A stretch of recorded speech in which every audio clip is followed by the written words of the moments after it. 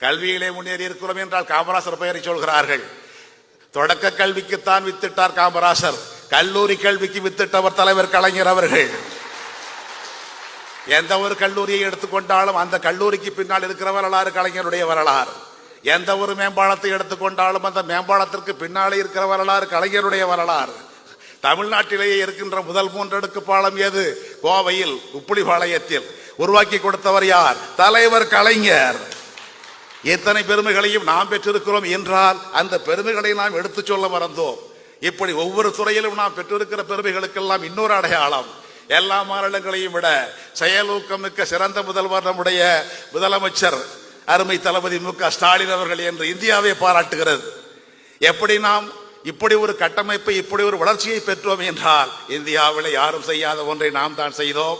இந்தியாவிலே சாதிக்கு சாதி எல்லாம் மோதிக்கொண்டிருந்த பொழுது மதத்திற்கு மதம், அதைத்தான் இங்கே உருவாக்க முயல்கிறார்கள்.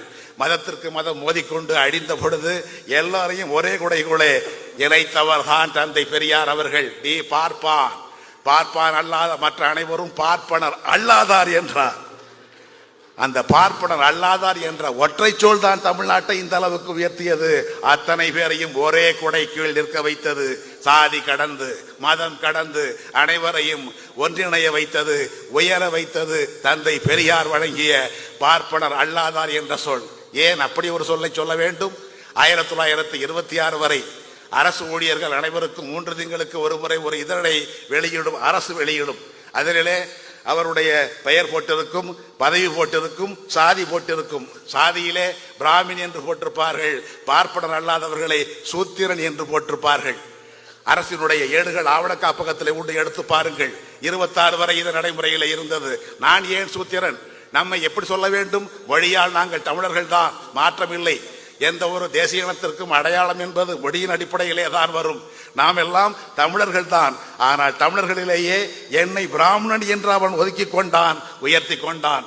சூத்திரன் என்று நம்மை தாழ்த்தி கொண்டான். சூத்திரன் என்றால் நம்முடைய தாயையே அசிங்கப்படுத்துகிற சொல் அது. அப்ப எங்களுக்கான சொல் என்ன?